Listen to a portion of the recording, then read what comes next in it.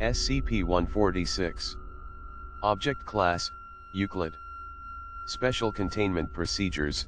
Containment procedures have been revised after it was noted that the effects of SCP-146 were sharply and dangerously increased under previous containment. A standard 1/2, 0.5 meter cubed secure storage bin. The bin should remain free, however, should a researcher wish to test SCP-146 at high intensity. Level 3 clearance is required for any personnel wishing to enclose or cover SCP-146 for a period exceeding 2 days. During normal storage, SCP-146 is to be kept on a marble pedestal in its storage room, located data expunged. SCP-146 standard storage room measures no less than 20 square meters, with stuccoed walls and a ceiling painted to resemble a clear daytime sky. The room is to be kept well lit, full daylight equivalent, at all times, furnished with an assortment of potted plants, which must be tended to daily, and decorated in the style of the late Republican period of Rome, c. 120 to 80 BCE. Experimentation with different interior styles has shown that SCP-146 seems to prefer this arrangement and to have aesthetic preferences consistent with the aristocracy of Rome from that era. While this containment is standard, researchers with clearance level 2 or higher may experiment with different containment settings in order to modify the effects of SCP-146. While SCP-146 is non-modal and therefore requires little security itself, personnel entering its containment area or handling it in any way must not make eye contact with SCP-146. Any attempts to cover SCP-146 in order to prevent eye contact is prohibited, as this has been shown to increase SCP-146's effect at an unpredictable rate. In general, 1 day of covering or confinement will cause SCP-146 to skip over the beginning phase of its effect and begin with the most traumatic memories. After 3 days, SCP-146 has been shown to produce its effect without having to make direct eye contact first. After 7 days, the effect of SCP-146 is both far more intense and no longer confined to subjects within SCP-146's field of vision. Researchers in an adjacent room were affected and one was permanently data redacted. Permission to experiment beyond 7 days is denied by Order of 05. Blinders and decorative screens are available for personnel who must enter SCP-146's containment area for maintenance.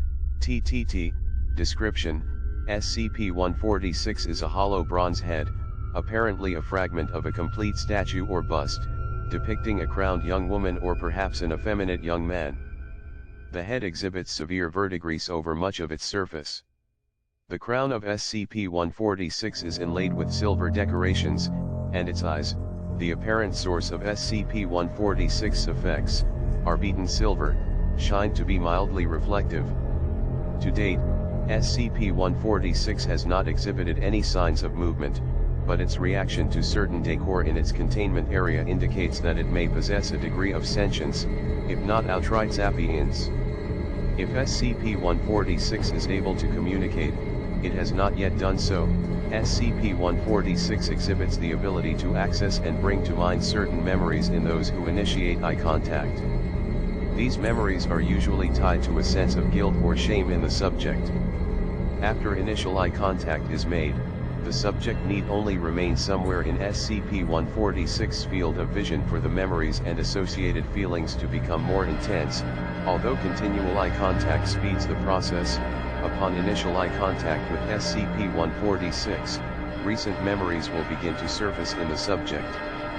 For example, subjects who have ignored a friend in the hall or exceeded the speed limit will be reminded of these events and begin to feel mildly guilty, whether or not they would normally care about the event. With continued exposure to the gaze of SCP-146, the subject will begin to recall older and more vivid memories, with a corresponding increase in feelings of shame in the subject.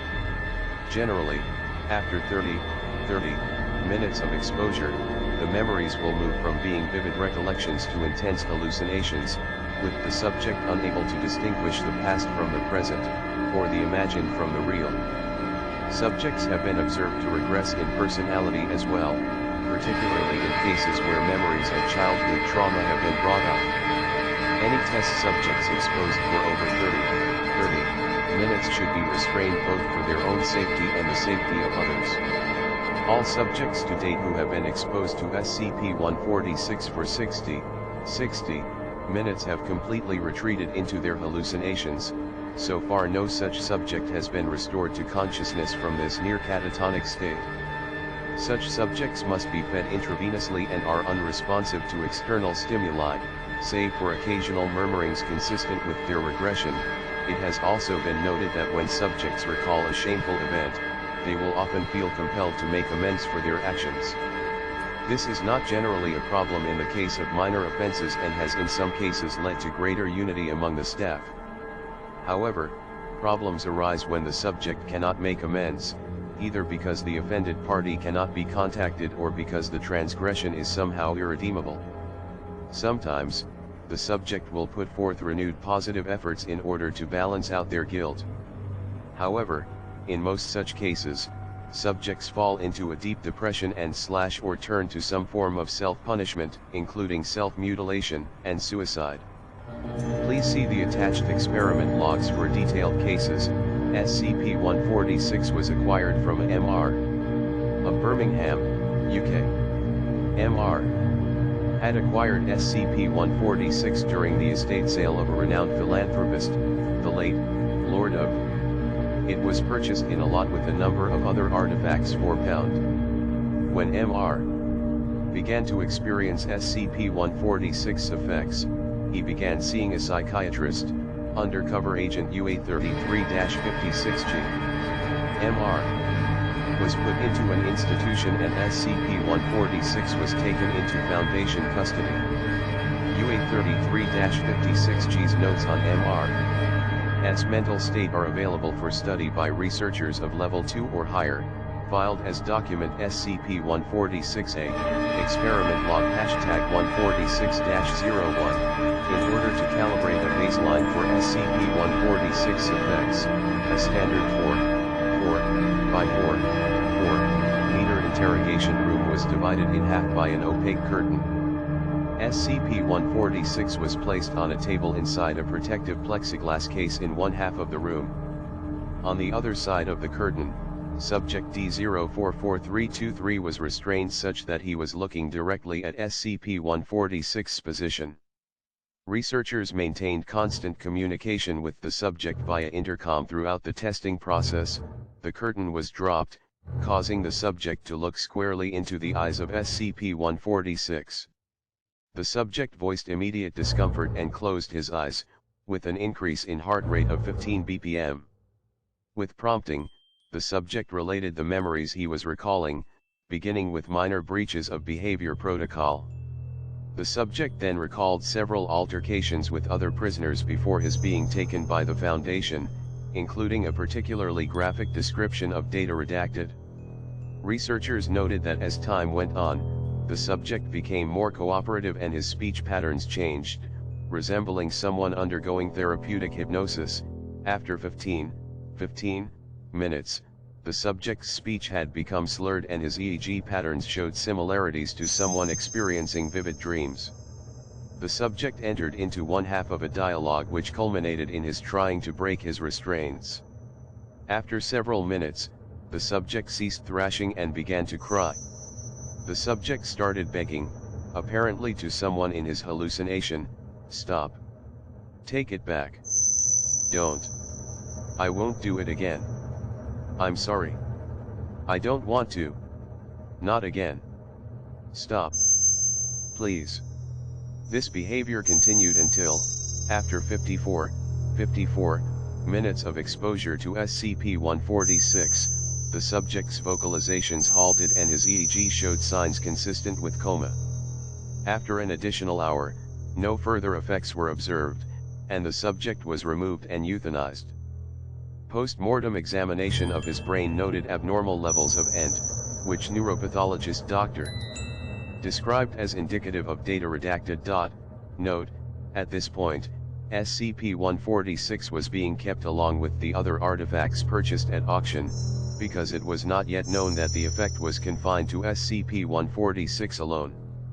I theorize that this containment approximated favorable containment and therefore kept SCP-146's effect at its base strength. Professor Scali, Experiment Log #146-04, the first experiment conducted after it was determined that SCP-146 consisted only of the bronze head took place after SCP-146 had been moved to a standard 1/2, 0.5 meter cubed storage bin where it had remained for 2 days. Subject D044784 and SCP-146 were placed on opposite sides of a curtain in a standard interrogation room, as in previous experiments. The subject was restrained as in previous experiments. When the curtain was dropped, the subject reported an immediate headache and began to cry. The subject's heart rate jumped to 180 bpm but then dropped rapidly to 40 bpm, and the subject lost consciousness. Medical personnel entered the room and began examining the subject, at which time the subject regained consciousness, her heart rate spiking to 175 bpm. The subject struggled violently against her restraints, and was soon able to break the restraint on her right arm, severely damaging her own arm and hand in the process. Paramedic D was injured as the subject struck him in order to gain access to his first aid kit. The subject was able to grab a small scalpel and jam it into her own neck before guards could regain control. Medical staff administered first aid, but the subject died during emergency surgery due to blood loss. Note, after several similar incidents it was determined that SCP-146's ability was affected by its containment. Anyone wishing to do further research must take this into account, as even brief accidental exposure could prove harmful. Professor Scali.